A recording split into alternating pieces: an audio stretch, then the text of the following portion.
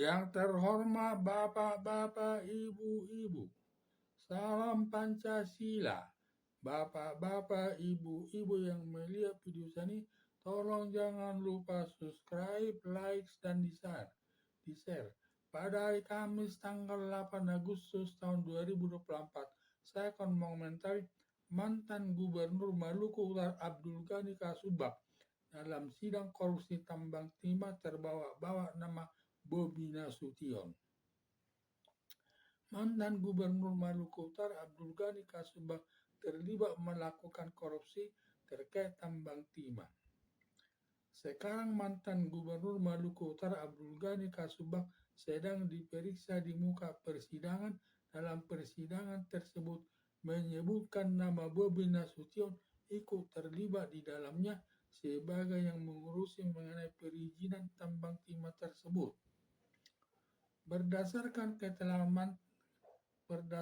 keterangan mantan Gubernur Maluku Utara Abdul Ghani Kasubag, keterlibatan Bobi Nasution terkait pengurusan perizinan surat-suratnya, seharusnya Bobi Nasution ikut dijadikan sebagai tersangka oleh aparat penegak hukum yang turut melakukan perbuatan korupsi yang merugikan keuangan negara, melanggar pasal 2 Undang-Undang Nomor 19 Tahun 2019 tentang pemberantasan tindak pidana korupsi.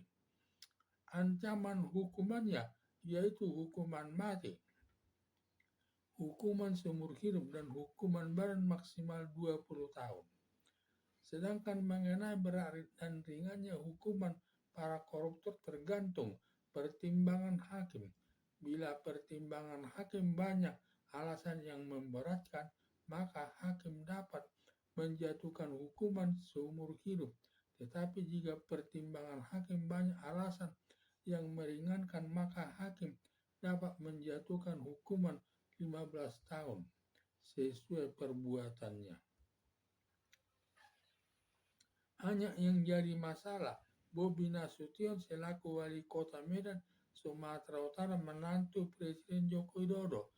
Dengan alasan tersebut, aparat penegak hukum yang menangani perkara mantan Gubernur Maluku Utara Abdul Ghani Kasubag tidak berani menjadikan Bobi Nasution sebagai saksi apalagi sebagai tersangka, dan tidak berani berseberangan dengan aparat negara dengan Presiden Joko Widodo.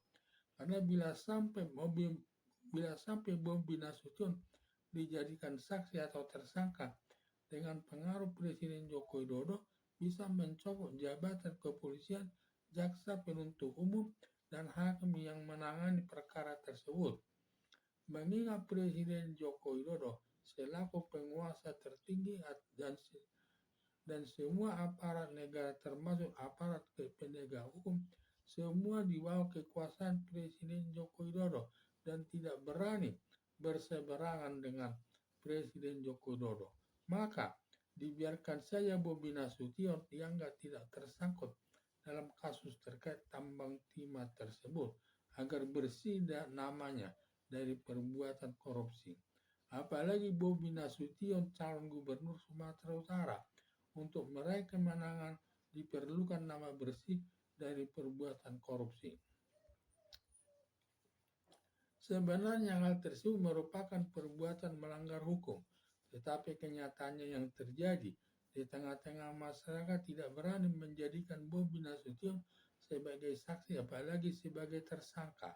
Padahal negara Indonesia sebagai negara hukum, di mana hukum itu sebagai panglima, artinya hukum itu lebih tinggi dari semua lembaga negara, bahkan hukum itu lebih tinggi dari presiden atau lembaga kepresidenan yang diwujudkan lewat putusan hakim di pengadilan.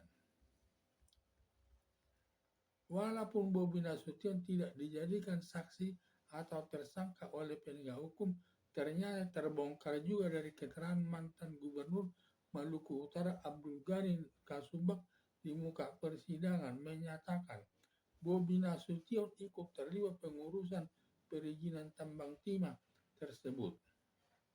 Ada dugaan mantan Gubernur Maluku Utara Abdul Ghani Kasubag tidak mau korban sendiri dihukum hakim nanti, sehingga melibatkan Bobi Nasution turut serta melakukan perbuatan korupsi terkait tambang timah tersebut. Berdasarkan keterangan mantan Gubernur Maluku Utara, Abdul Ghani Makasubak, di persidangan bahwa Bobi Nasution ikut terlibat pengurusan perizinan tambang timah tersebut, aparat penegak hukum dan masyarakat dapat bertindak dengan melakukan antara lain. 1. Hakim yang menangani perkara tersebut dengan inisiatif hakim dapat menetapkan Bobi Nasution sebagai tersangka dan menyerahkan kasusnya untuk diproses sesuai aturan hukum yang berlaku kepada salah satu aparat penegak hukum, polisi, atau jaksa penuntut umum, atau kepada Komisi Pemberantasan Korupsi (KPK) untuk diproses dari awal sesuai aturan hukum yang berlaku. 2.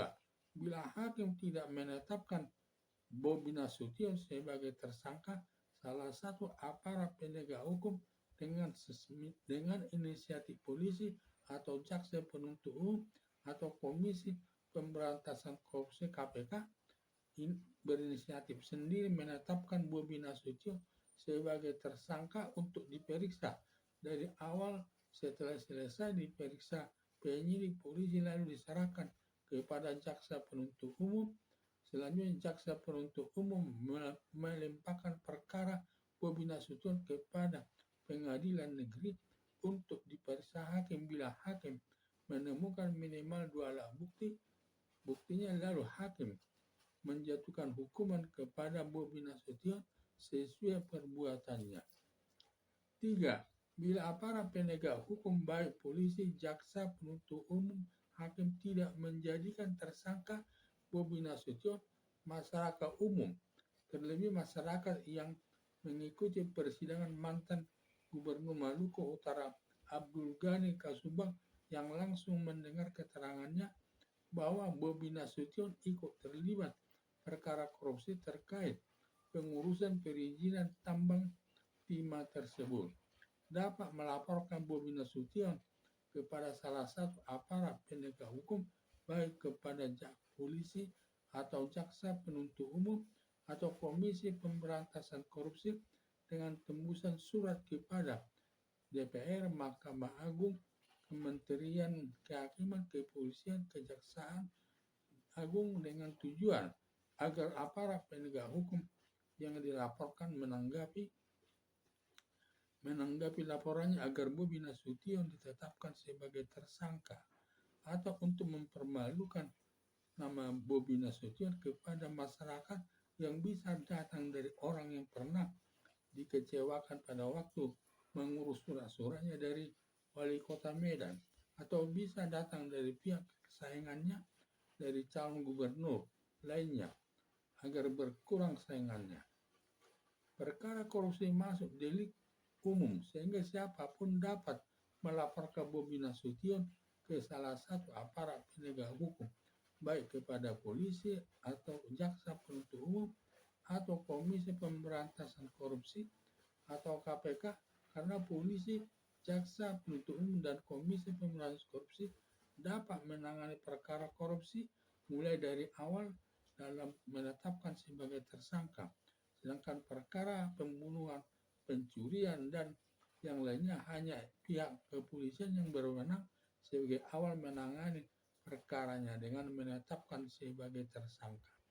Sedangkan jaksa dan Komisi Pemberantasan Korupsi dan KPK tidak berwenang menangani perkaranya dari awal untuk menetapkan sebagai tersangka. Harapan saya, demi tegaknya hukum sesuai aturan yang berlaku, setiap orang sama kedudukannya di hadapan hukum. Seharusnya salah satu aparat penegak hukum menjadikan Bobi Nasution selaku Wali Kota Medan, Sumatera Utara, selaku menantu Presiden Joko Widodo ditetapkan Bobi Nasution sebagai tersangka dan diproses sesuai aturan hukum hingga hakim menemukan minimal 2 alat buktinya turut melakukan perbuatan korupsi terkait pengurusan perizinan terkait tambang timah. Maka hakim dapat menjatuhkan hukumannya sesuai perbuatannya. Sekian dan terima kasih.